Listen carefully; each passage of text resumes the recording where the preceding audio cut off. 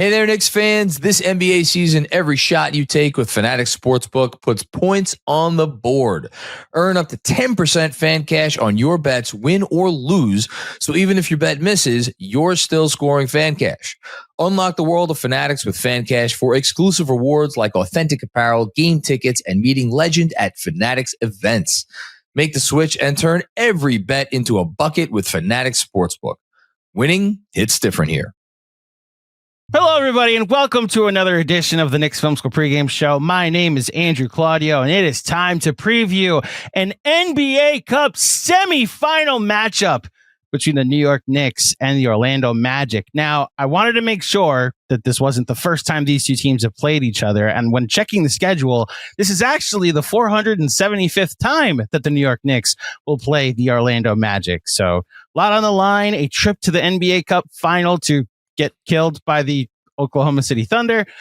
There's some compensation money-wise. An extended stay in Vegas is really what's on the line for both of these teams. Although I will say, to be completely serious, the Knicks, having lost twice already to the Magic, if they win this game, will tie the season series. And with no remaining games on the schedule between the Knicks and Magic, they actually create a new tiebreaker of conference records. So there are some stakes involved with this game, but of course, we are just going to talk about an NBA Cup matchup between the Knicks and the Magic. Hopefully, everybody survives. A key player has been injured in each of the games between these two teams. Franz Wagner will not play in this one, but it is reported it's not a season-ending injury. Deuce McBride will not play in this one. It's reported he is just day-to-day. Hopefully, we'll be back in a couple of weeks.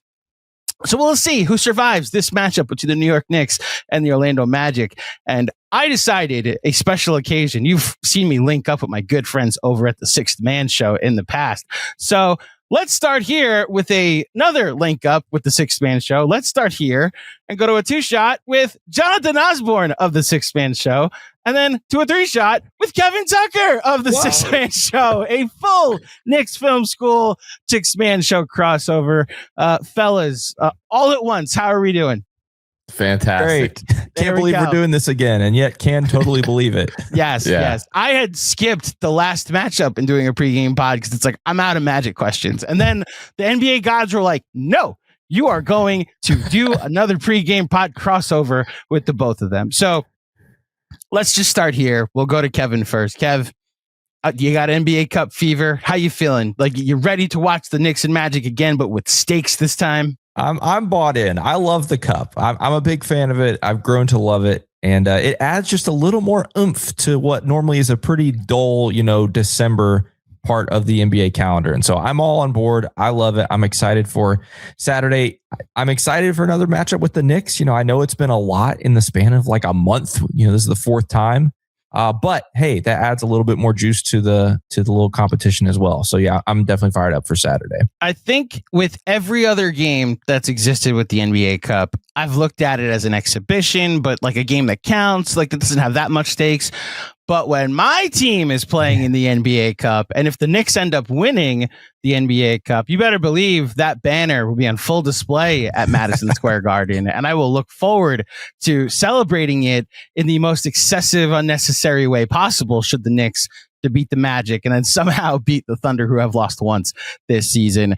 It sounds like the vibes are good in Orlando, at least for you, Kevin. The last time that Jonathan was here, we spent the entire time talking about how bad the Magic were and how the vibes were down and how they had to earn everybody's respect. Well, they've been really good since then. And in fact, they've also been a bit of a Knicks bugaboo. The first 2 times that the Knicks played the Magic, I'll just flatly say it, they got punked from a physicality standpoint, from a play style standpoint. The Magic came and made the Knicks earn all of their points, which is why the most recent game, Franz going down notwithstanding, the Knicks still had to deal with a lot of physicality and had to prove things.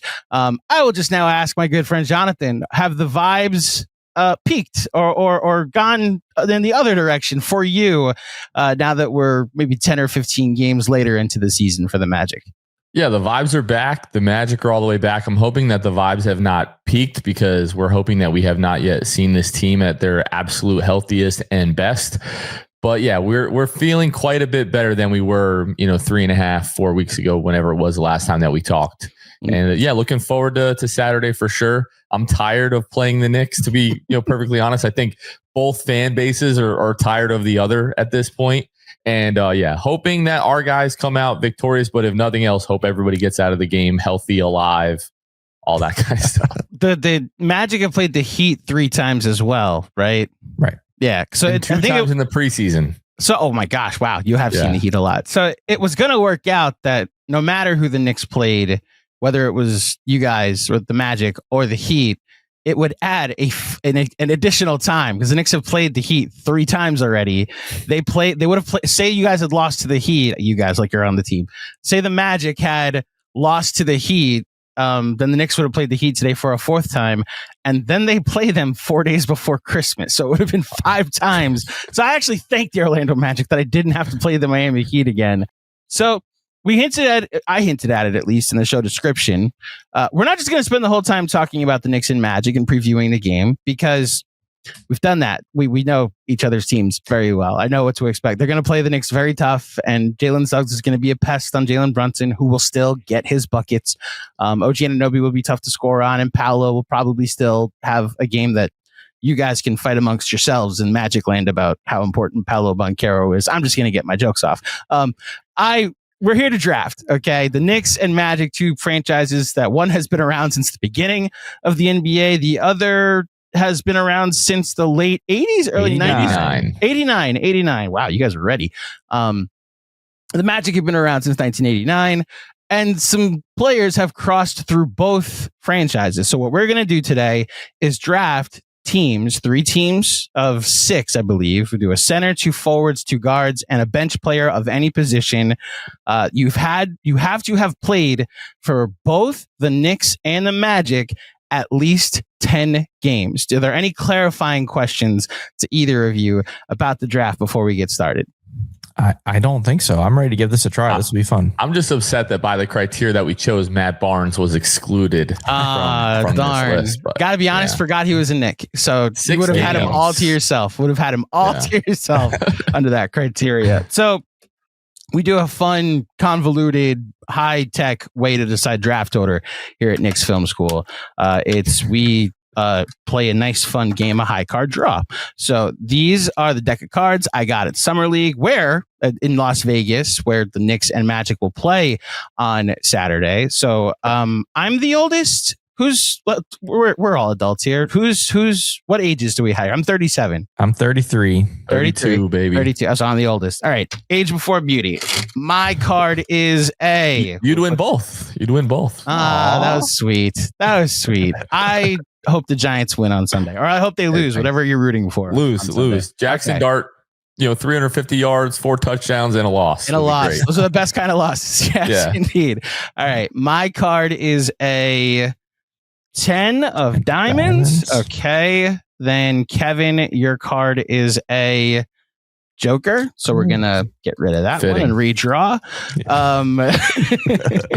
Kevin, your card is a 8 of clubs. And then Jonathan, your card is a Ace. Is ace high or ace low? Let's go. I'll go ace high. I like ace high. All right. You get the first pick. I get the second pick. And let's reorder the screen. Great. So it reflects it. You get to go first. I'll go second.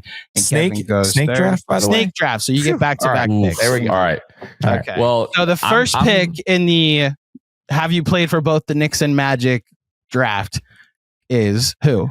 I'm gonna go heart over head here because there is one position that's a little bit limited in this draft as I was going through it, but I have to go Tracy McGrady, number 1 overall. It's my guy. Talk about him. Yeah. Gotta do it. So Tracy McGrady, do you have the numbers in front of you? What he played for both? I do have the numbers in front of me here. Tracy McGrady, 28.1 points per game, obviously with the Magic in 295 games. 9.4 points per game for the Knicks in just 24 games in 2010. Towards the end of his career, one of the last stops, if I remember, what was his last stop with the Spurs? Yes, in 2013. So during the finals that they lost to the Heat, he was a 13th man of sorts. Right. Yeah. Yes. Yep. So, obviously, much more remembered for his time in Orlando than New York, but he matches the criteria. He's my favorite basketball player of all time. So I'm going number 1 with number 1, T-Mac. I don't know if I've ever shared this with you guys, but there are several or I guess there were several heated lunch table debates with me and my friends arguing T-Mac against Kobe. And I was always team T-Mac. Then Kobe won 2 more championships. And I was like, all right, I kind of have to concede this. Like, again, I argued part of it because I was a hater back then, but I argued anybody against Brady. I was Manny against Brady. I was Eli against Brady. I was Favre against Brady. I was Rodgers against Brady. Then Brady just kept playing, and I was like, all right, I guess I kind of have to concede it's Brady. But now it's Mahomes. Okay, it's Mahomes against That's right. There you go.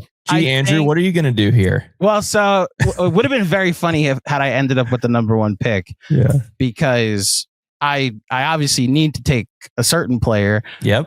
But again, T-Mac holds a special place in my heart. So I was hoping that there was a way I could get the 2 pick, or maybe I get the 3 pick and you guys make it easy for me. Although I guess I think I still would have ended up with the same player, knowing who else is on the board. I'm taking Patrick Ewing with the 2nd pick in this draft, and I will put him at center. Patrick Ewing, for those just tuning in for the first time, averaged 22 points a game, 22.8 points per game, 10.4 rebounds a game, and 2.7 blocks per game in 1,039 games for the New York Knicks. Arguably the greatest New York Knicks. Some people have said it's really a toss-up between Ewing, Walt Clyde Frazier, and Willis Reed. Jalen Brunson is coming, though. Phrasing. And then, of course, the teams he went to after. Oh, I did not even pick up on that. Shout out to the Roommates Pod, who would absolutely make that joke. Patrick Ewing, after he left the New York Knicks, spent 1 season with the Seattle Supersonics. Kids, Google it if you don't know that there was a team that used to play in Seattle. Oh. And then his final season in the NBA, played 65 games with the Orlando Magic.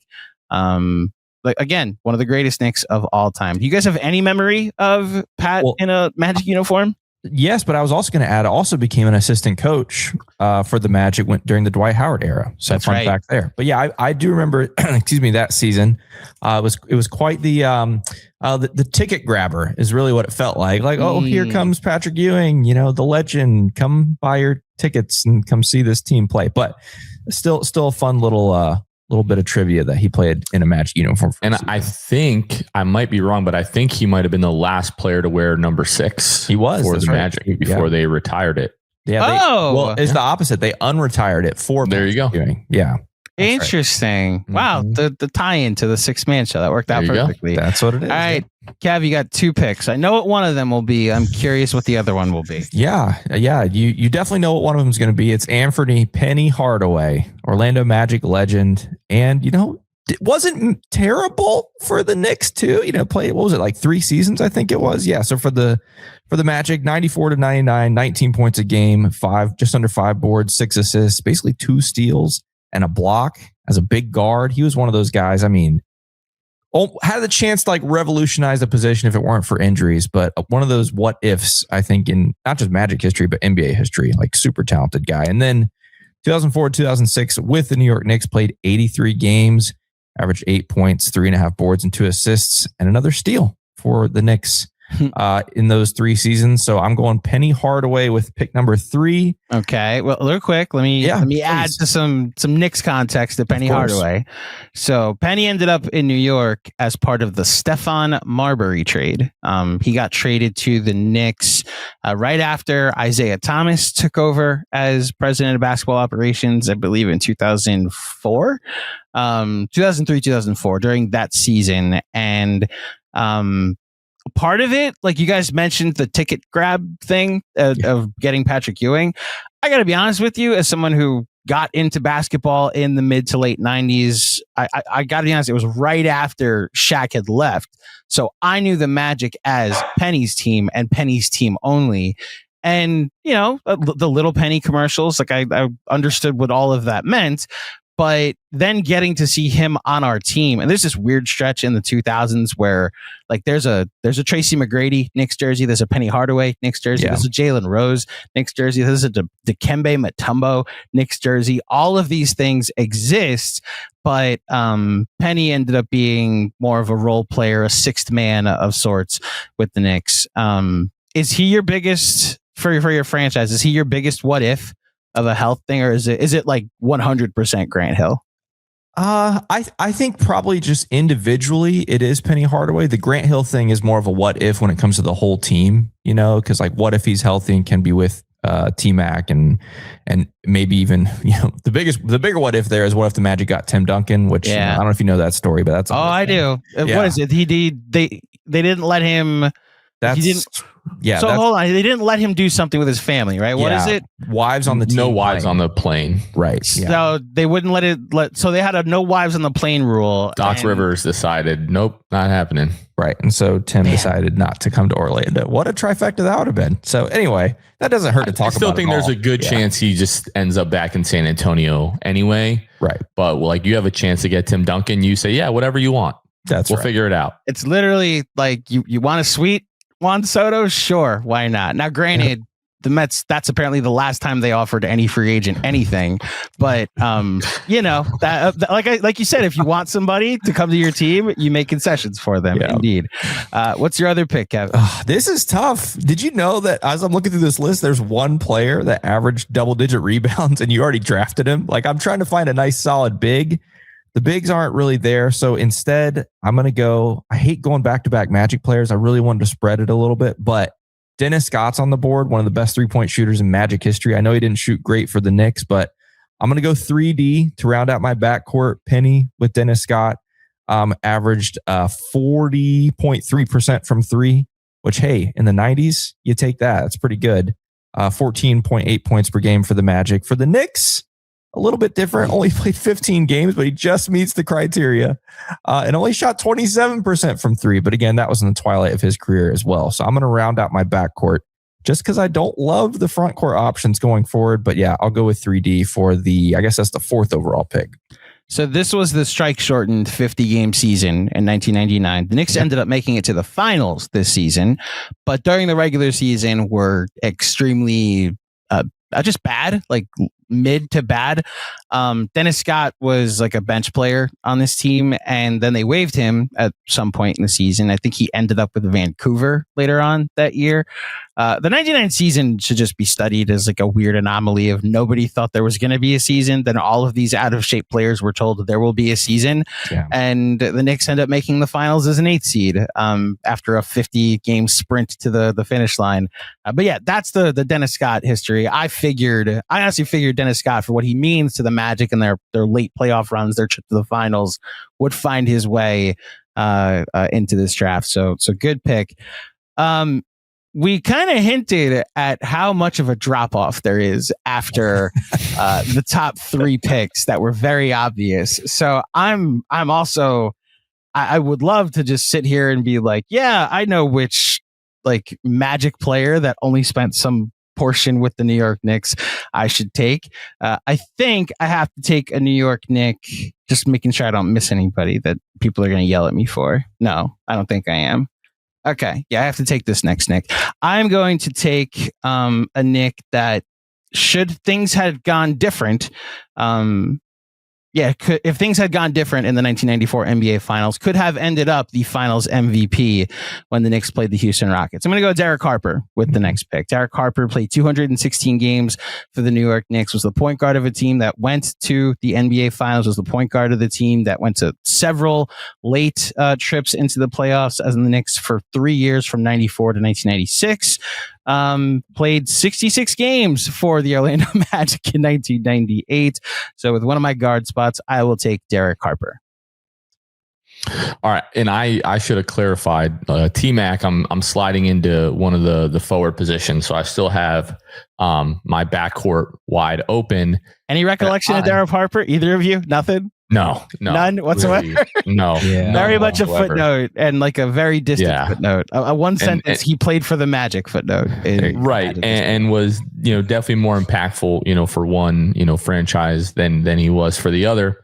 And I'm gonna go with a guy. I'm kind of going back because I've got 2 picks here. I kind of have to pick one guy ahead of the other. Kevin knows where I'm going. Yeah, it's totally fine. It's definitely a very small corner of Magic fans that really appreciate this guy. But first, I'm gonna go the franchise, Steve Francis. So really played for these franchises back-to-back years, just the 1 year for the Magic 05, or 2 years for the Magic 05 to 06, and then 06 to 07 for the Knicks. 125 games for the Magic, 19.4 points per game, 5.4 rebounds, 6.5 assists, 1.3 steals. And in 68 games for the Knicks, 11.1 points, 3.4 points per game, 3.7 assists. Holdover, well, not really a holdover, but part of the Tracy McGrady trade. Steve Francis coming from Houston to the Orlando Magic. Made an all-star team for the Magic while he was here. And in terms of the guards, like after Tracy McGrady, you want to call him a guard, you want to call him a forward, and then Penny Hardaway, Dennis Scott, we start getting into some nitty gritty here. So I'm going to go Steve Francis to slide into. I'm just going to make him my point guard, one of my guard spots, and then with the second. Hold on, where did you have T-Mac?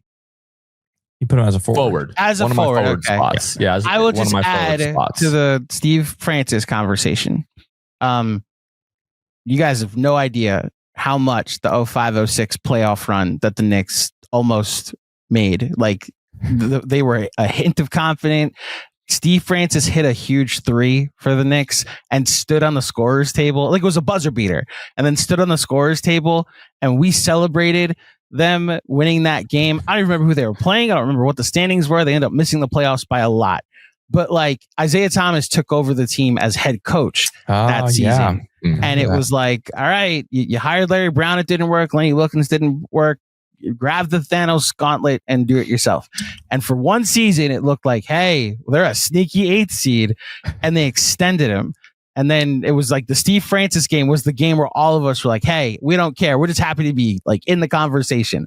They then went on a losing streak to end that season and won 23 games the following season. And that was the end of the Isaiah Thomas and Steve Francis era in New York. But that's the Knicks memory, the Knicks fan memory of Steve Francis, is that one buzzer beater that put them a percentage point ahead for the 8th seed for a night. And then games later, they were very out of the playoff race. Steve Francis's Magic debut, he hit a buzzer beater. His very first game in Orlando, opening night against the Bucks. Yeah, fun fact. But anyway, yeah, that's a good pick, Jonathan. All right, now it gets fun. Go ahead. Yeah, Knicks fans, Magic fans, everybody hates this guy. Apparently, I'm going Evan Fournier. I knew it. Love my guy Evan Fournier. I will be an Evan Fournier, at least in Orlando. I'll be an Evan Fournier stan until the day that I die. That he was just miscast, asked to do way too much.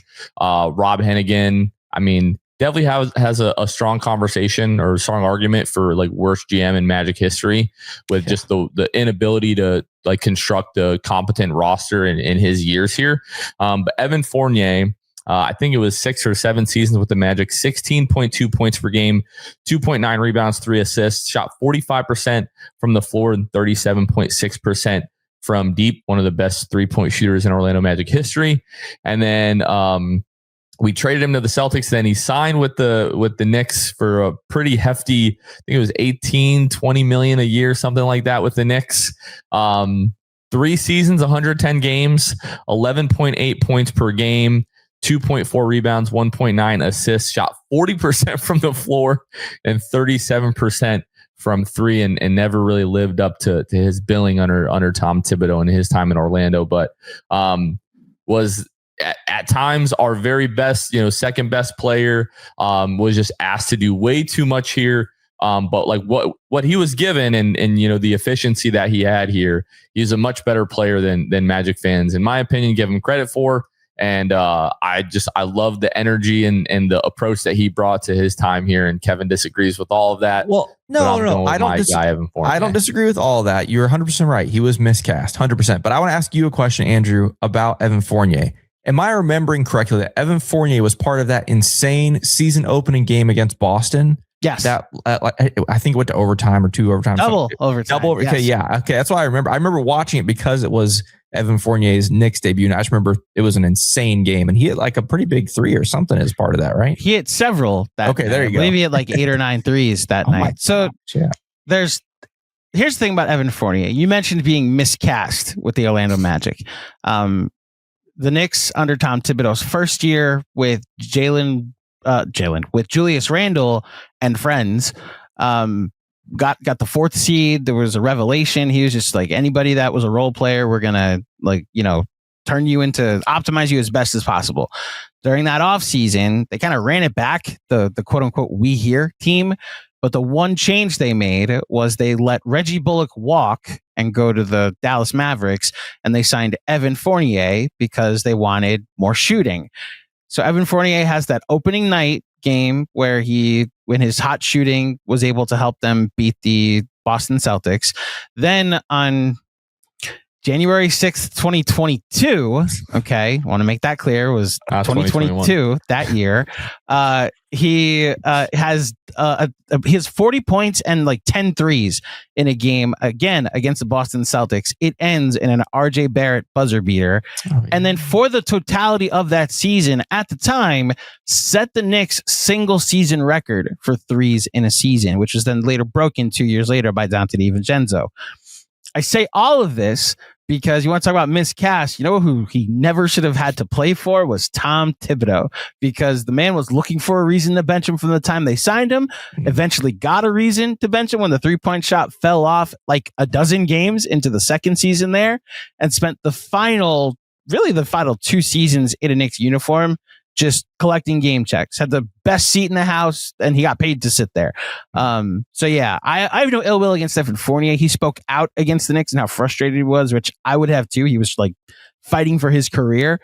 But yeah, just not a match made in heaven. Evan Fournier playing for Tom Thibodeau, a defense first coach for an offense first player. Thank you for the RJ game, Evan. Some of your 3-point, your defense was absolutely a liability, and part of the reason they went 37-45 your first year here. But yeah, that's my Evan Fournier memories. Which is interesting because like Steve Clifford, when he was here, was very much like a defense first guy and loved Evan Fournier. So not because of his defense. I really just think it was because like the approach, like the no nonsense, never sugarcoated anything. Like when the team was playing like crap, Evan Fournier would be one of the first guys like to say that and say, we've got to be better, all the things that you want a guy to say. But yeah, not surprised at all that it didn't work out for Evan Fournier and Tom Thibodeau. Look, I'm actually very glad you took Evan Fournier, so I don't have to take Evan Fournier. So is Kevin. It worked out perfectly for you, man. I need to satisfy some of the older Knicks fans that are watching right now, and I need to take Gerald Wilkins off the board. Gerald Wilkins was part of several key Knicks playoff runs in the late 80s, early 90s, played for the Knicks drafted by the Knicks, played from 1985 until 1992. In his career, he played a grand total of 555 games for the Knicks. And then in the final, looks like 2 to 3 seasons of his career, played 155 games for the Orlando Magic, 15 points a game for the Knicks in total. Means a lot to a older Knicks fan than me for sure, but I know where he stands. Like not an all-time great, not a Hall of Famer, never made an all-star team, but like that next level below, like a Josh Hart type of impact in that way. So Gerald Wilkins, much better scorer than Josh Hart, I will say. Much worse rebounder too. But yes, Gerald Wilkins will be my next pick, and I will put him. I actually want to make sure I don't disrespect where he should be. Yeah, he's a guard/forward. Okay. I will make him one of my forwards. All right. Yeah. Kevin, I don't know about you. I don't remember much of Jared Wilkins. Brother of Dominique Wilkins. I know that. Well, yes, he's kind of part of like that, like the 97 to 99, like before the 2000 season, before like the Heart and Hustle team.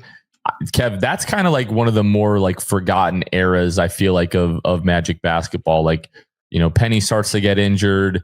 One of Nick Anderson's last few seasons with the team, like during that time, like that whole post Shaq, post like Penny, starts to break down. And then before like the Heart and Hustle and like T-Mac era, that's one of the more like forgotten periods of Magic history, I feel like. Real quick, you've now said Heart and Hustle twice. What does that mean? What is that? The Heart and Hustle team? Yeah, good question. Oh, me? Okay, Heart and Hustle. Yeah. So, either of you, yeah. Yeah, so this was 1999. This was a bunch of ragtag nobodies thrown together with Doc Rivers as a head coach, who just about, I mean, they were projected to win, I think like 17 games, 16 games, something ridiculous like that. Ended up winning, I think they went 40-42 and just missed out. 41 and 41. 41 and 41. 41 there and we 41. go. Okay. And but they were tied, I believe, with the 8 seed. They missed out on a tiebreaker or something like that. It was one thing where they came down to like the last 1 or 2 games. Just missed out on the playoffs, led by like Darryl Armstrong, one of the guys. Bo Outlaw. So Bo Outlaw, yeah, bunch of nobodies who again was that Ben Wallace's year? It's Ben Wallace. Yeah, Ben Wallace on that team. Yep. So John anyway, Amici, Ron Mercer, Michael Doliak. This is a name. Oh, yeah. You're going to hear that name again in this, I'm sure. You will hear that name again, 100%. Anyway, so that's a great Michael Doliak story. That's a very special team for a lot of Magic fans. But yeah, it's the heart and hustle year. The 2000 Magic are the heart and hustle. So when I say we hear Knicks, do you have any idea what that means? I did once you mentioned earlier when you were talking about who was on that team. I do remember that. Julius Randle and friends. Right. So this is back when limited attendance was allowed in arenas. Right. So there was no real interviews that were with fans in the building. There was just like one person could interview someone courtside. Mm-hmm. And when they started to let like a couple dozen Knicks fans into Madison Square Garden, you could actually say something to the fans while you were on the microphone being interviewed after the game. And Julius Randle turns to maybe the 1,000 Knicks fans after a win and just says, "New York, we here." And it became a rallying cry. It's like, oh, this is the we here Knicks that we've been bad for the large part of this decade and this century. But now we here, we're going to be a 4 seed and lose to Trae Young. Do you have any other like seasons like that or named like that? So for a bad reason, yes. But so 1997, the Knicks are, I believe, a 3 seed, and they play the Miami Heat, who are a 2 seed. They go up 3-1 in the second round. I always thought this was the Knicks' best chance to beat Michael Jordan. I know the Bulls won 69 games that year, but they had 2 losses against the Knicks of their 13 losses, one of which was at the United Center. So the Knicks that season won 57 games, made John Starks a 6th man, traded for Allen Houston and Larry Johnson. And this is like the most talent they had put around Ewing. In the second round, they're up 3-1 on the Miami Heat. And then in game 5, a huge brawl breaks out during the final minutes after the Knicks had taken out their starters. And because PJ Brown flipped Charlie Ward, David Stearns, I think the whole Knicks bench decides to come on the court and break up the fight.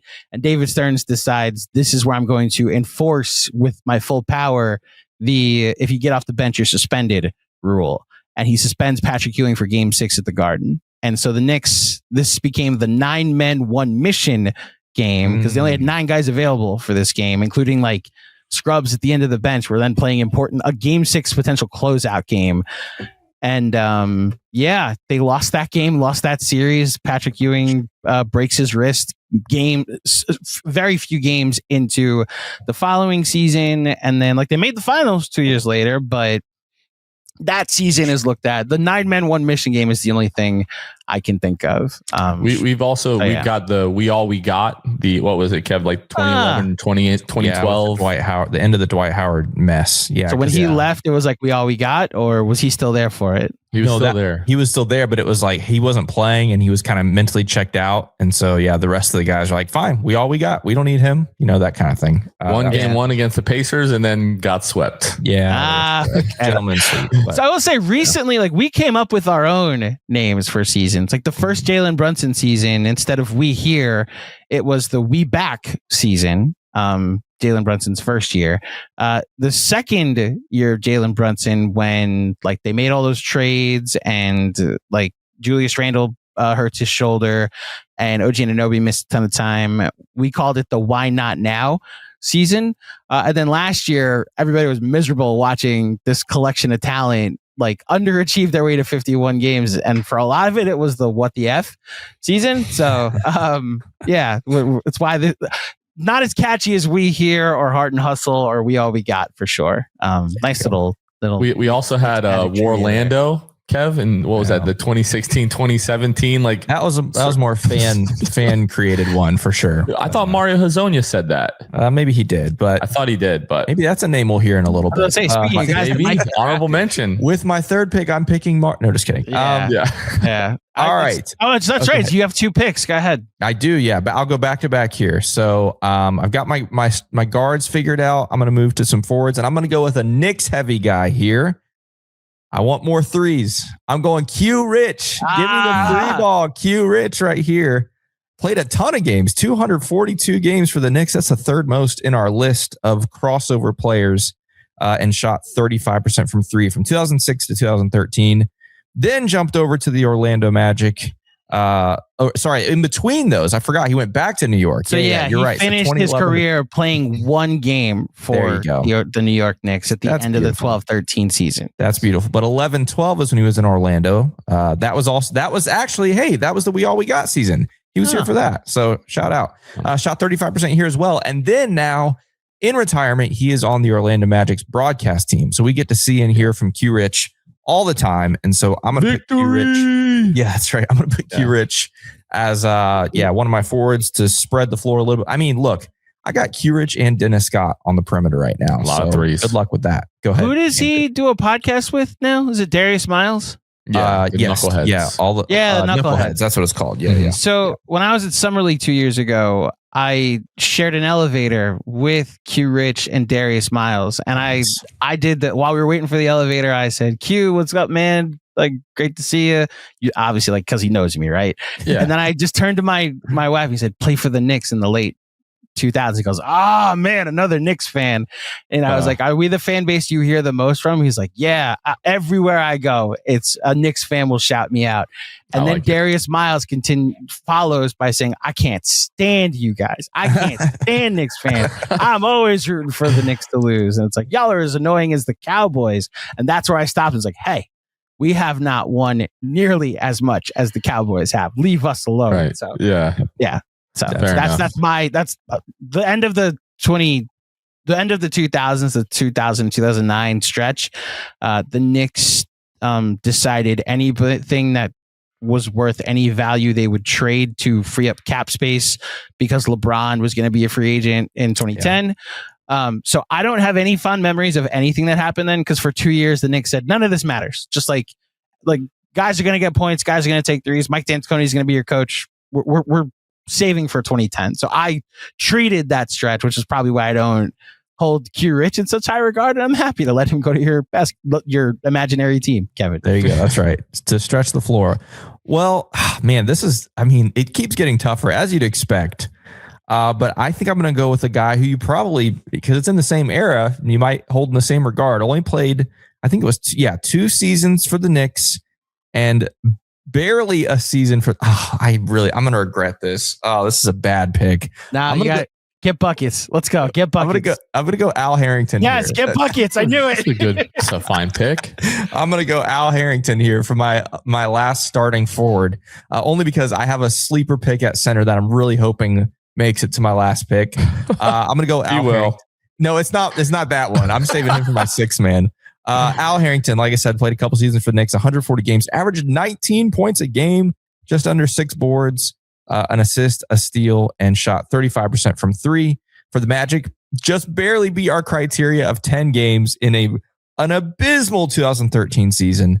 That was really, really hard to watch. But yeah, I'm going to go Al Harrington, not because of his time in Orlando, but because of his time in New York and Atlanta. Really, honestly, I'll add that in there too. But yeah, I'll go Al Harrington. So we did you see at the top of the screen, Fanatics Sportsbook. We went to their headquarters before the season started to do some like social content, and they made us guess the box score. Like they gave us a box score with one name missing from the lineup, and one came up, and it was a guy that had 23 points, no rebounds, no assists, like 2 turnovers. And I was like no steals, no anything, no blocks. It was just buckets. And I just went, that's Al Harrington. And lo and behold, it was Al Harrington. That's again, part of the stretch where the Knicks just decided someone's going to have to get the points and get the rebounds while we wait for LeBron to become a free agency and eventually not get him. So yeah, I'm glad he got drafted today. I will say that. Glad he got drafted today. I think my next pick, I'm actually hoping to start a conversation because I don't know if I told you guys this in the past, but this summer, what we did for our content, our evergreen content, was we counted down the top 25 Knicks of the past 25 seasons. And there's a lot of like guys that were drafted on the Knicks that had to leave the Knicks to go find their realized success. Jamal Crawford is like the biggest one for me because I was screaming the entire time he was here. He's a sixth man. And the Knicks like only started him. He goes to the Clippers and becomes one of the greatest sixth men of all time, winning the Sixth Man of the Year award 3 different times. Another player that I always believed in, it was like the prototypical 3-and-D wing that you want, but then the Knicks traded him, I believe, during his second season in the league, was Trevor Ariza.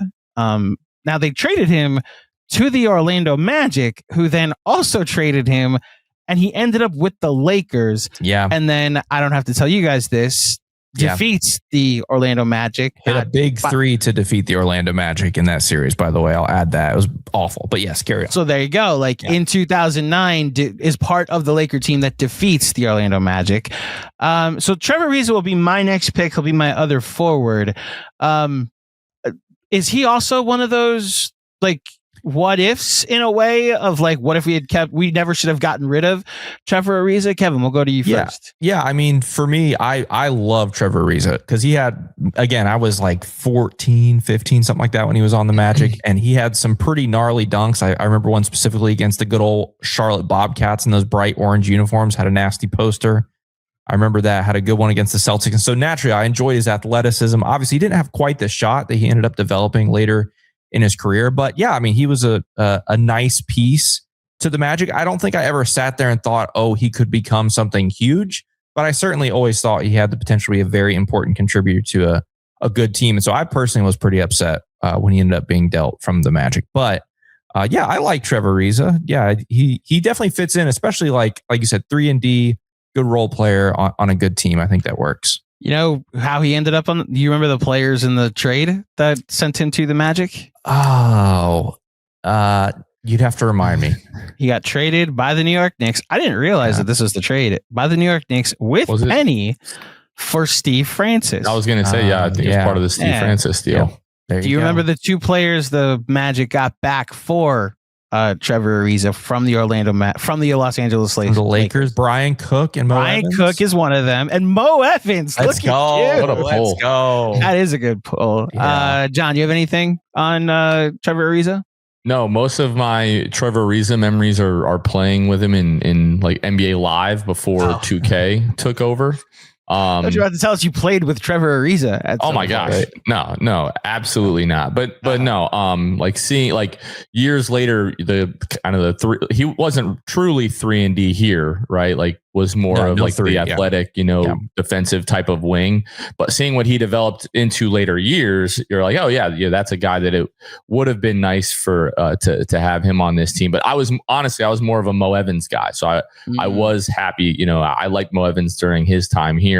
I remember playing the Magic versus the Lakers in NBA Live back in the day, and like Mo Evans like hitting threes, all that kind of stuff, and his nice bald head. But yeah, no, I was more of a Mo Evans guy, so I was actually excited, not about the trade necessarily, but I liked having Mo Evans on the Magic in his time here. Yeah. Gotcha. All right, you got 2 picks. You have an opening if I have this right, an opening at center, an opening at forward, and your bench spot is open. So I don't know that I'm going to love the size that this team has, but I'm just kind of going off of vibes, and a guy that was pretty solid in his time here in Orlando. I'm going with Aaron Aflalo. I'm going Aaron Aflalo. 2 different stints with the Magic. I think it was 2013 to 2015 or 2016. And then he comes back in 2018. Wasn't really the same player. Actually had a stop with the Knicks. His one season with the Knicks in 2016, 71 games in that season. I want to say Aflalo ended up back in Denver at some point, and then also with the Knicks, and then made his way back to the Magic. But during his time with the Magic, like 2013 to 2015, like legitimately was our very best player, like led the team in scoring. but finishes 190 games, 13.5 points per game, 3 rebounds, 2.5 assists, shot 44% from the floor, 37% from 3, and was lethal on the baseline. Like if he had a guy posted up on his back from the baseline, that turnaround jumper was going in every single time. And during one of, if not the darkest times in Orlando Magic history, he was like a rare, I don't know if bright spot is the way to put it, but he was like all that we had going for us on some nights, really before, eventually they made the trade for Evan Fournier and drafted Aaron Gordon, and Nikola Vucevic started to come into his own. And those 3 guys really led the way for a number of years. But for like a couple of seasons, Aaron Aflalo was the guy in Orlando, averaged like 18.5 points per game, I think, one year. Was really, really solid for us. Can I just add really fast? Poor Aaron Aflalo. Like you said, it was miserable times. I just did a little quick search. Played 190 games. We won 38 of them. 20% win percentage over 190 games. It was the worst stretch of Magic basketball ever. So anyway, there you go. Yeah. So you want to talk about dark times, fellas. So Aaron Aflalo played with the Knicks in 2015-16. The year before was Phil Jackson's first year as president of the New York Knicks. My gosh, they hired him all about that at the end of the 2013-14 season, because there was this stretch with Karl-Anthony where the New York Knicks decided to kind of go all in on the Melo trade. Then they were a 2 seed, won 54 games. Like the Melo trade worked, right? They were able to, as much as people talk about how bad they were, the initial reaction to the Melo trade was they were a 2 seed and won 54 games. Then they traded for Andrea Bargnani. Then they hired Phil Jackson, and the rest is kind of history, because instead of hiring Steve Kerr, they hired Derek Fisher in the 2014 offseason to be the Knicks head coach. They then went 17-65 that season, that first year under Derek Fisher. Then the following year, they add Aaron Aflalo. They also draft a guy by the name of Kristaps Porzingis, and they go 32-50. This began a stretch, this Phil Jackson era into the Jeff Hornacek post Carmelo Anthony era, to the we traded Porzingis because we think we're getting KD and Kyrie era, to only not get KD and Kyrie because he went to a team with no fans in Brooklyn. That's a dark period. Now, the beauty of this draft is that we're talking about players from our dark periods, but both of us are kind of all 3 of us are in a renaissance of both of our teams now hovering around contention. So it's good to reminisce about the things that we went through so we can enjoy the place that we're at now. I have 0 Aaron Aflalo memories. I was barely watching Knicks games. They were so bad back then. So that's my Porzingis totally was fun. I will say that Porzingis was fun. You have one more pick. Pingus. Yes, my next pick here. So this is a guy who I'm actually going to have questions for you, Andrew. Like we talked about Trevor Ariza, like maybe being like a what if guy. Maybe this guy is a potential what if guy. I'm going to go Channing Frye to finish up. He's listed as a forward/center. I might be drafting him for like a 6-man, depending on like what's available at the end, but he's either going to be a center or 6-man coming off the bench. But 2006, 2007 drafted, I believe, by the New York Knicks, 137 games, 10.8 points per game, 5.6 rebounds, shot 45% from the floor, 22% from 3 in his time with the Knicks. And then a couple seasons with the Magic, 6.5 points, 3.6 rebounds, 1.2 assists, 40% from the floor, 39% from 3. So at least he gave us that. And he gave me one of, if not my very favorite, like post game, like Magic moment. I think, Kev, I don't know if this was I think this was during the Scott Skiles era where the Magic, like they're still losing a lot of games, but they're in these games to the very end and then still losing the games. And Channing Frye, very frustrated in the locker room, said, everybody says like, oh, you're almost winning these games. You're almost winning these games. He goes, yeah, but we're still effing losing, and like said the whole thing. And I was like, I just love that. Like this is what this team needs at this point. Somebody to come in that's just over all the losing that's been happening the last few years. And I will always remember Channing Frye for that post-game interview. So, former Knicks top 8 pick, drafted number 8 overall in the 2005 NBA draft by the New York Knicks, went to the Larry Brown coached New York Knicks that year, along with David Lee and I believe Nate Robinson as well, were the 3 Knicks rookies during that season. I'll double check that. When double doubles felt like they really still mattered. David Lee ended up being in the top 6 in our list this summer, and I had him in the teens, and I was like, what happened? Why is he in? It's like, because look at all the numbers. He goes, yeah, because he played during a time where like someone had to get the points, someone had to get the rebounds while we were waiting for LeBron to not come here. He's a friend of the pod. He's been on the show before and talks about how terrible the Larry Brown season was, and how I would show up to practice and be told, this is your job, and then like by the time we got to the game, my job had changed, and how there was very little cohesiveness. They had no starting 5. They had the most starting 5s in NBA, maybe not in NBA history, but definitely in Knicks history during the course of an entire season. And they went 22-60, either 22-60 or 23-59, and did not have their pick. So they weren't able to take anybody with their pick. And I think it was a swap actually in the 2007 draft or 6 draft. Point being, friend of the pod, Channing Frye, wish you would have gotten more of a runway with the Knicks, but we were not ready for anything stable at that time, as he was traded in his 2nd season. I want to make the case he's a bit of a trendsetter, because I know JJ Redick had a podcast, so he was like the first active player podcast that we had. But that road tripping pod with Channing Frye and Richard Jefferson was the first like in season active player podcast when he was doing it for the Cavs during the 2017 season. And now like that's all our competition, fellas, is do the Magic players, does anybody have a podcast? Not anymore. Not anymore. Yeah. Who used to? Terrence Ross did. Yeah. Oh, wow. Yeah. KCP did as well. RJ Hampton tried it out for a little bit. Can't use RJ's name right now. I'm not saying I'm a fan of the guy, but he had a podcast. He did have a podcast, I think. Yeah. Oh, the Wagner brothers do, or sometimes. Yeah, it's not. Yeah, sometimes, and it's in German. Yeah, that's what I was. I didn't know if this is an ignorant American question. Is it in English? So it's in German. No, okay, it's in German. I'm trying to think. Okay, cool. Anyone else? No, I think that's it. I think right now, yeah. Jalen Brunson and Josh Hart obviously have a podcast called the Roommates Pod. That's the extent of the Knicks podcast world, and here we are, all podcasting together right now. Okay, so you put Channing Frye where as your bench player, or depending on how? Yeah, I'll go ahead and say he's my 6th man. Yeah. Okay. I'm going to take Mario Hezonja and make him my bench player.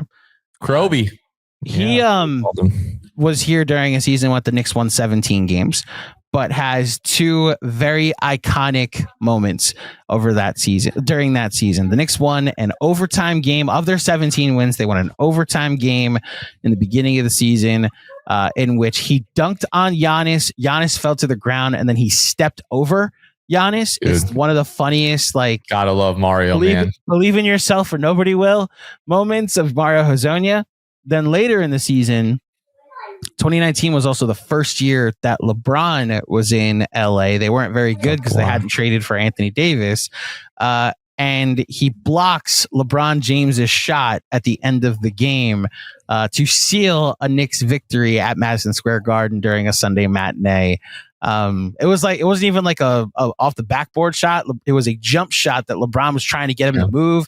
He does the fadeaway. Hezonja blocks him. Knicks win. I believe that was the last game they won that season too.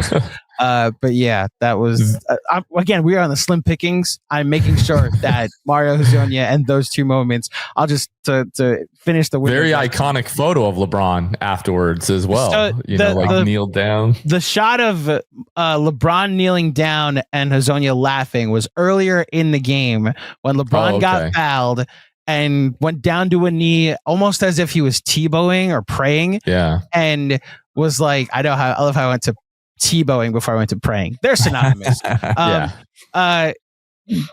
LeBron's like one knee down, like trying to gain his composure.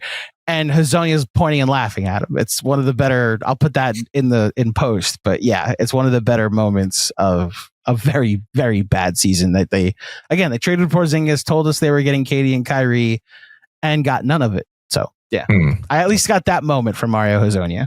There you go. We thought Mario was going to be the truth for a while here in Orlando. His first summer league game has a massive dunk, hits the game-winning three. Like, here we are. He got the nickname Krobi because he was from Croatia, like the Croatian Kobe. Okay. Yeah, Krobi was the nickname of Mario Hazonia. So believed in himself like Kobe. Apparently. He did. Have you ever heard of the Messi quote?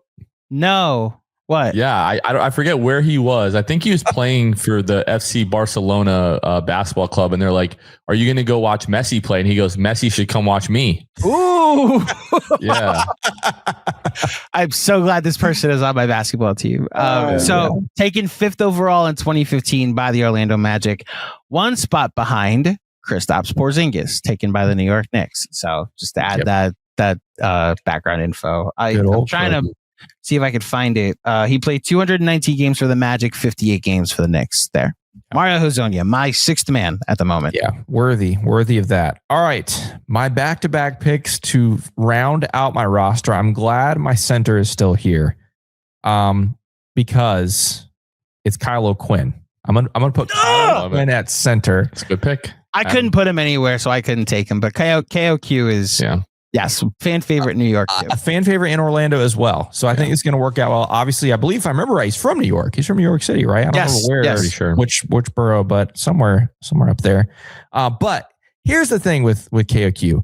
Didn't play a ton of minutes in Orlando. I would guess I don't have it in front of me. Probably didn't play a ton of minutes in New York, but his per 36 numbers are excellent. Mr. Double-double in the per 36 stuff. And I think he's going to help my team a little bit. Strong defensively, good rebounder, physical presence. Let's see, for the Magic though, and for the Knicks, in New York, 221 games. In Orlando, 177 games. Started in Orlando, of course, drafted out of Norfolk State, by the way. Shout out Virginia, that's where I was born. 177 games, 5.5 points, basically 4.5 boards for the Magic. And then in New York, 6 points and 5 boards from 16 to 18 for the Knicks. But again, per 36, what's his career? 13 and 11 with 2.4 blocks. Are you kidding me? KOQ.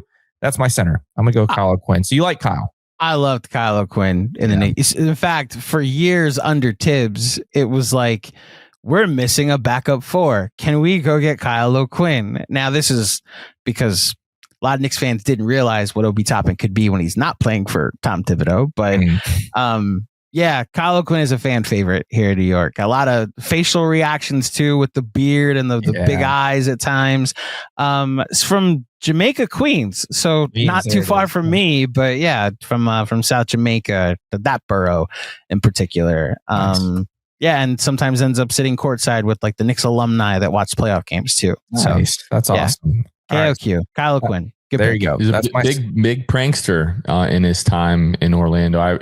He was at some kind of like post game panel that I like somehow got a ticket to back in the day when he was here, and I remember him like talking about like he would go out, warm up wearing his own. I think I'm getting the story correct. Warm up in his own socks, and then take his sweaty socks and swap them out for another guy, and then the guy wouldn't realize and like would go out and play. Which to me. Maybe it's not a big deal, but to me, that's disgusting. That's super gross. Yes, it's super gross. Yeah. That's amazing. All right, your last pick, Kevin. Yep, my 6th man. Now, there's a lot of places I could go. Jonathan referenced earlier. I could go Michael Doliak for the vibes, for the heart. I have a backstory. Like my first Magic game ever, I met Michael Doliak, and it was the coolest thing ever for 7-year-old me. I'm not going to do that. I'm going to go for the win. I'm trying to win this game against you guys. I'm going to go with the guy who I talked about the last time I was on the show with you, Andrew. The guy who broke our hearts. I'm going to go Courtney Lee as my 6th man. Oh, yeah. Yeah. He had that missed layup in the finals that, I mean, I still think we would have won the whole thing if he made that, but it's okay. Courtney Lee, I'm going to slot him in as my 6th man, especially because I need some defense off the bench. He can score, but I also need a better defender than Dennis Scott and Q Rich, and Penny's okay. But so anyway, I'm going to go Courtney Lee. Spent quite a bit of time. Well, first off, not a lot of time in Orlando, but Let's see. With the Knicks, though, 2017 to 19, 165 games for the Knicks, averaged 10.9 points for the Knicks, and then shot 40% from three, which is quite impressive. And then for the Magic, just played his rookie season, 77 games in that 2008-2009 season. So I'm going to slide Courtney Lee in as my sixth man to round out my roster. Kev, share the Doliak story, because it's not like your typical, I went to a game and met a guy. Like it was. Are you not about to take Michael Doliak with your last pick? No, that was my last pick. Yeah. No. It's Jonathan not about to take. Your center spot open. We'll see what happens. I'm just saying, save the Doliak story for if you take him. I'm not going to take Doliak. All right, so tell the Doliak story. I'll make the really brief. So this was 1999. So back when security at large events was very different. Pre September 11th, all that kind of stuff. And so at Magic games in 1999, when the doors open, sometimes you'd walk up and they're like be the Magic dancers that greet you and all that kind of stuff. But then sometimes there would be players. In my very first game, there was a couple guys, it was Michael Doliak and a couple others that were at the doors, literally greeting you as you walked into the game, like, welcome to the game, like in the warmups and everything. It was the craziest thing. And so Michael Doliak was at my door, and I was like panicking, and my dad like grabbed a random piece of paper and had him sign it. And it was a whole thing again, because I'm 7 years old. I'm looking up, I think he was like 6'9". I'd never seen anything like it. It was the coolest thing ever. And then we ended up like kind of connecting, and like he gave me a call for my birthday one time and all that kind of stuff. It was very, very special. So Michael Doliak, very, very special place in my heart. But I'm going for the jugular. I'm going for the win. So that's why I picked Courtney Lee. Are you close with him at all now? Like, are you any contact with him now? No, I haven't. No, no. That was a very just generous gesture by him to call a 9-year-old or whatever I was for that birthday. But no, I have no idea. Any idea what he's up to right now? Not a clue. Okay. I didn't know if there's like a world you could have him on the pod, or at this point, if he's not doing anything, just have him co-host the pod sometimes. I mean, it's not a bad idea. Might have to do a little searching there. That'd be fun. My last pick is from the heart as well. Because there are better players than the person that I'm mentioning. And we've talked about a lot of dark days in Knicks land. I know there has to be players in the Magic world that you guys like swore like they were late second round picks, and you're like, man, once we get a coach in here that'll give this player some run, he's just going to take off. He's absolutely, I believe in him. There's something about him I just can't quit. That player for me was Ignas Brazdeikis. He was taken in the second round by the New York Knicks. Dude. The same draft. Dark Magic times. He was taken in the second round of the same draft that the Knicks took Mitchell Robinson and Kevin Knox. Well, Kevin Knox went in the first round. So Kevin Knox went 9th overall ahead of Mikal Bridges, Miles Bridges, Shai Gilgeous-Alexander, and Michael Porter Jr. Not that I regret that at all. But then the Knicks took Mitchell Robinson at the beginning of the second round, and then eventually took Ignas Brazdeikis. Was lighting up Summer League, like at 41 points in a Summer League game, was lighting up preseason, and then was lighting up, was lighting up the G League. And I was like, I believe in Iggy. Like, he's going to be an eighth man for us. This instant scoring off the bench. Can we see it? Please, can we see it? And he maxed out at 2 point. Let me find it. 7 points a game over 3 teams in 2021 between the Knicks, the Sixers, and of course the Orlando Magic. Appeared in exactly 13 games for the New York Knicks under Tom Thibodeau and David Fizdale, and who's the other coach? Mike Miller, I believe, were the 3 coaches that Ignas Brazdeikis got to play for. Knicks fans, all of you watching, you believed in Iggy. There was a point where you believed in Iggy. And then, of course, I got to watch him play for the Orlando Magic. It was like, wow, I was wrong to believe in Iggy. Ignas Brazdeikis. I was about to say, Magic fans at no point believed in Ignas Brazdeikis. So I'm glad you had a guy that was universally hated. Really? It's awesome guy, but was just terrible on the floor. He had a pretty, I don't want to say well known, but to me, like a pretty infamous nickname, Kevin. I don't remember if you remember what I'm talking about. Oh man, I remember it was Ignas Suck a dick. Yeah. Well, no, it was Ignace Brez. Yeah. Ignace Brogdon is even better. It Poor was Iggy. bad, man. I hope you're doing well, whatever you're doing right now. I truly do. I actually saw him after a game once. I guess he had parked Kevin in like the Geico garage and was just like walking. I think it was like with his trainer. Yeah, it was I've seen a couple of guys, like usually like, two-way, kind of guys. Forget who else I saw taking that walk. Knicks fans, that's a garage that's across the street from arena. So it means he didn't even park in the arena like the players. Right. Weird. But anyway. Right. Very, very strange. Across from MSG Disney? I don't know what that is. Sorry. Anyways, it's where the Magic play their home games, and they play whatever. Yeah. All right, that's about rounds out mine. You have one more pick, Jonathan. Okay, yeah. So this for me is again kind of a vibes pick. In his time here, even though he probably wasn't too much better than Iggy, was just like universally loved by Magic fans. I'm not going for the win here. If we're rolling the ball out, I'm going for vibes. I'm going with Captain Hook himself, Robin Lopez. Wow. I'm going Robin Lopez. Let's see. I just had him here, and now I've lost. I was looking up Ignace Brazdeikis' stats, and I lost our king. I got Robin you if you want. Here. Pull it up for me, please. So Robin Lopez played one season with the Knicks, played 82 games, and they got traded for Derrick Rose. To the Chicago Bulls. Obviously, Derrick Rose went back to the Knicks. Speaking of that, just real quick, that Derrick Rose season, that's the season that the Knicks signed Courtney Lee that offseason. And then they also signed Joakim Noah to a contract that we all hated because they had to waive and stretch it. They had Kristaps and Carmelo rounding out the starting five. And then Derrick Rose said of the Knicks and the Warriors, they're saying there are two super teams, the Warriors and us. Yeah.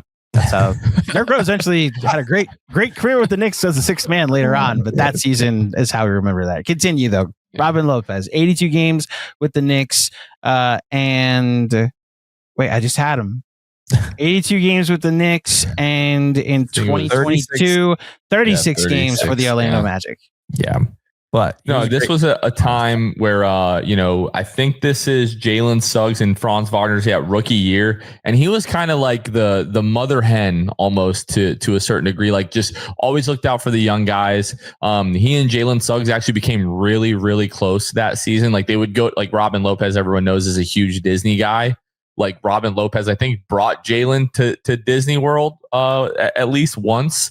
But like, I'm looking back at the roster from this year. Kev, this was like Hassani Gravett, Freddie Gillespie, Tim Frazier, Aleem Ford, Jeff Dowtin Jr., preseason Orlando Magic Hall of Fame for hitting a game winner against the Celtics. Like this was a really, really tough season. And Robin Lopez, wasn't very good, but it was like, between him and Mo Bamba at times in terms of like who was like the backup big on that team. And that hook shot from Robin Lopez was just unstoppable and made up, with stuff, his mascot rivalry for the better part of that season. And he was just a lot of fun. So for my starting center, I'm going to go Robin Lopez.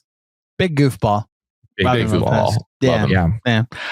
Okay, let's go over our teams. Unless Kevin, you had anything to add about Robin Lopez. No, it had to do with going over the teams. Let's go over the teams first, and I have a couple thoughts. Yeah. All right. So, Jonathan, you read your 6 first. So I've got Steve Francis at the 1, Evan Fournier at the 2.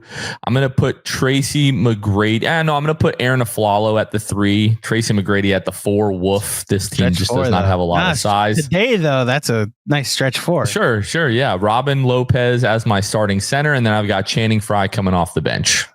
I've got Patrick Ewing at center.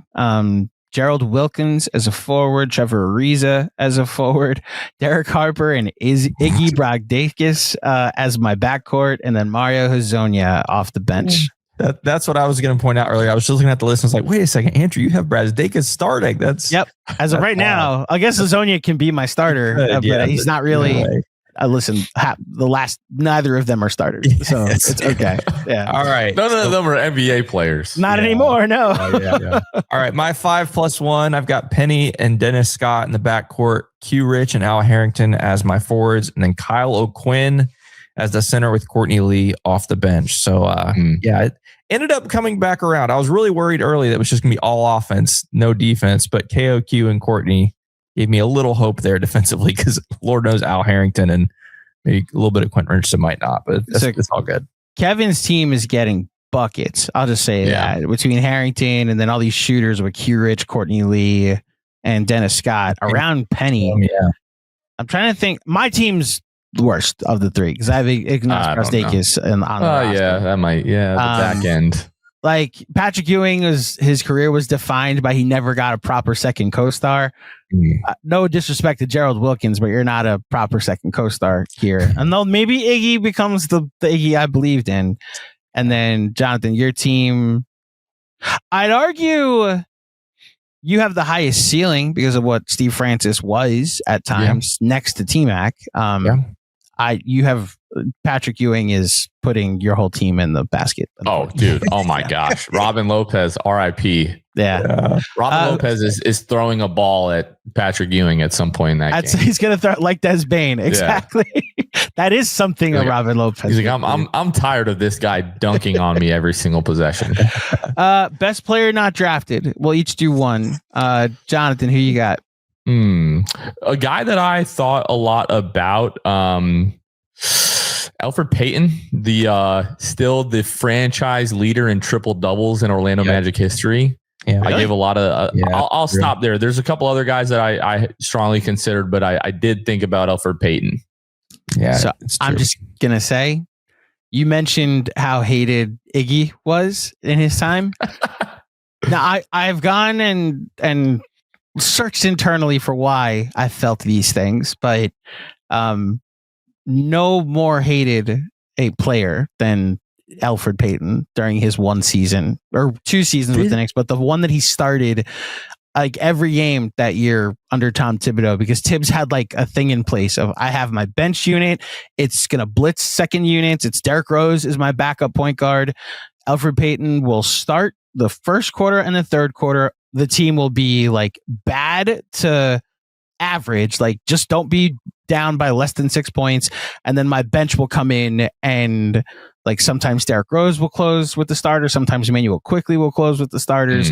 But like the amount of frustration that is like, why do we still have to keep watching these first and third quarters with Elfrid Payton, then got taken out on Elfrid Payton. Didn't he like try to choke somebody out like that season or like put somebody in a headlock or something, got like suspended? It was the year before. It was the year before they got Tibbs. And someone up by a bunch of points late at the end of the game, like when the ball's being dribbled out, someone goes and takes a three, which is, I guess, a sign of disrespect unless it's the NBA Cup. And Elfrid Payton pushes the player while they're airborne.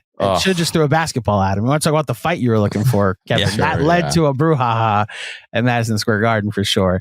I was wondering if Elfrid Payton would get drafted here. Former Magic lottery pick. Unfortunately, he did not get taken today. So, I guess mine. Let's hear yours. I will go Chris Duhon, who currently, to this day, still has the record. I want to talk about hated. Oh, really? Chris Duhon? Oh, yeah. So I'll just say the only affection Knicks fans have for Chris Duhon, this is during a very difficult season in Knicks history, the 2009-2010 season, the last year before the LeBron decision summer. He has the record for points in a game, assists in a game for any New York Knick. Speaks more to the state of the point guard position that the Knicks have had in their history. It's Jalen Brunson, Walt Clyde Frazier, and Jeremy Lin as like the three greatest. Although Derek Harper, I did mention him earlier. But yeah, Chris Duhon, 21 assists in a game in 2009-2010. Chris Duhon is most known, the only fond memory that Magic fans have in Orlando of his travel dance. He did this dance one time against the Indiana Pacers in the playoff series, the Why Not, or the We All We Got season. Where there was a travel, and you can see him in the background doing this, and that's the best memory that Magic fans have of him, because he was horrendous. He was really bad. Chris Duhon enjoyed a night out on the town for sure. I wasn't going to say that, but yes, Chris. Chris Duhon, he must have loved New York his one season there. Oh, I'm sure. Places to go. Yeah, there are stories about Chris Duhon in Orlando. But anyway, all right, my honorable mention, kind of similar to your Trevor Ariza, like, a little bit of a like what if player. I think I know where you're going. I loved this guy. He didn't play a lot in New York, but played 200 games in Orlando. I'm going Mo Harkless. Yeah. Mo Harkless was a guy, another potential like 3-and-D type guy who I was quite high on and just never really. I mean, take it back. He had a nice career. Ended up being okay in Portland. I think is where he ended up spending a lot of his time. Yeah, wasn't it like the last like 2 months of the season he refused to take a three? Right. Yeah. So that he would finish, his 3-point percentage, his contract incentives. Right. Yeah. But anyway, I know he didn't play a ton. It looks like he played 12 games in New York in, it looks like COVID season, maybe, or was it the season before? The year before. So okay, 2019-20. Yeah. The Mo Harkless season with the Knicks, or stretch with the Knicks, he got traded to the New York Knicks as part of the Kristaps Porzingis trade, I believe. I think he did. No, he might not have been. Regardless, he got traded to the Knicks as part of a trade. I'm trying to look at it now. Oh, no, this is a trade deadline deal. He played with the Knicks, you're right, during the COVID season, during the first COVID season that got shortened by COVID, and then ended up... Oh, I know this trade. This is the trade that gave the Knicks the first round pick that eventually became Emmanuel Quickly. That's what it was. So he was on the Clippers, got traded to the Knicks, right? Marcus Morris and a first round pick. And then there's like another team involved. And then the Knicks used that first round pick to draft Emmanuel Quickly. There you go. So thank you for your service, Mo Harkless. You played 12 games with the Knicks, and they were the most. I just want to get to the summer games that have ever existed. There you go. I was just going to say this is like Aaron Aflalo on that team, but then Maurice Harkless, Tobias Harris, Andrew Nicholson, Victor Oladipo, like that. Oh, wow. Those guys, like at least I thought we really got something here with these guys, and obviously it never turned into anything. But a lot of young talent, not a direction for it. Story of our lives. Been there, believe me, been there. Yep. Well, now where we all find ourselves at the end of reminiscing through all the what ifs and the how did we survive moments in our team's history, we find ourselves in the most important game either team will play unless they meet in the playoffs. The Knicks will play the Magic on Saturday at 5:30 Eastern in Las Vegas from the semifinals of the NBA Cup. Please let us know who you think won this draft between Kevin and Jonathan, because it's definitely not me. Before you get out of here, fellas, John, we'll start with you. Well, in fact, John, you say it. Where can people find the Sixth Man Show and any of the work you guys are doing to cover the game tomorrow? Yeah, anywhere you find your podcast, you can find us on YouTube as well. Monday and Thursday shows, and then a post-game show, just like Knicks Film School after every single Magic game. And then you can find us on social media everywhere at Sixth Man Show. Awesome. Kevin, any final words? Good luck. Have fun. And honestly, I literally just don't want anyone to get hurt. Like 3 games in a row. It's kind of crazy. Some of them, relatively serious, important players and all that kind of stuff. So let's just have a nice, I don't want to say clean game, because I do like it to be a little physical, but at least nobody get hurt. Both teams have fun, and let's see what happens. Yeah, I'll sign up for both teams. Like, regardless if I have to sign up for, I won't sign up for a win or a loss. I'll sign up for no injuries in the game for sure. It's weird. I want the Knicks to win because of that tiebreaker situation I was saying earlier. Mm-hmm. I also just don't want to have to go play the Thunder. Like we were talking in a group chat, me, Fred Katz, Benji, and Macri. Like, it's a good barometer for earlier in the season, like to find out in a game that doesn't count toward the standings where you fare against the Thunder. I think all of us kind of agree, they're going to get killed because nobody is in the same league right now as the 24-1 Oklahoma City Thunder. So all it is just confirmation. Oh yeah, we'd get creamed by this team in the playoffs. Got it. I want them. Andrew. I want the smoke. I want them. Bring them on. I hope we get to have them. How about this? We'll win on Saturday, and you guys go play the Thunder anyway. You guys, we'll take the extra days off, and you guys go play the Thunder. How's that? That's fine. thank you to the Sixth Man Show. I'm glad we finally got to do a pod with all three of us. Thank you to everybody watching. If you dig the show, head over to your YouTube. Please like this video. Remember to subscribe. Subscribe to the Sixth Man Show. I'm assuming we will collab on this, so subscribe to both channels that you're watching this on. If you could, like this video, podcast feeds, leave 5-star ratings and reviews on both of these channels as well. I will be back potentially to cover the Knicks' future demolition at the hands of the Oklahoma City Thunder on Tuesday, or I will be back later in the week for the Knicks post-tournament schedule against when it begins against the Indiana Pacers, the first time they will play the Pacers since that game happened. But until next time, thank you for listening. Thank you for watching. Enjoy the game, and I'll speak with you soon. Oh, one last thing. This doesn't apply to Jonathan or Kevin. We're having a watch party on Saturday in New York City at Penn 6. We'd be there with an hour before tip-off. The flyer is pinned to our Twitter with any specials or anything, but Jeremy will be there, Sean will be there, Jeff will be there, the crew will be there. I am doing the post game on Saturday, so I unfortunately won't be there. Although it's SantaCon that day, and I know my wife wanted to go to the city, so we may stop by beforehand. You guys are having a watch party too? You want to plug it if we collab on this for your audience as well? Yeah, unless you're a Knick fan in Orlando, then stay home. But yeah, if you're a Magic fan, stumbling across this and you don't know about the watch party, 5:30 Stadium Club at the Caribe Royale Resort in Orlando. Stop by, come hang out. Should be a good time, and hopefully nobody gets hurt. And if the Knicks don't want the Thunder, we'll take the win. We'll take the Thunder on Saturday or Tuesday, and see how all of that goes. To be clear, I'm sure the Knicks wouldn't mind it.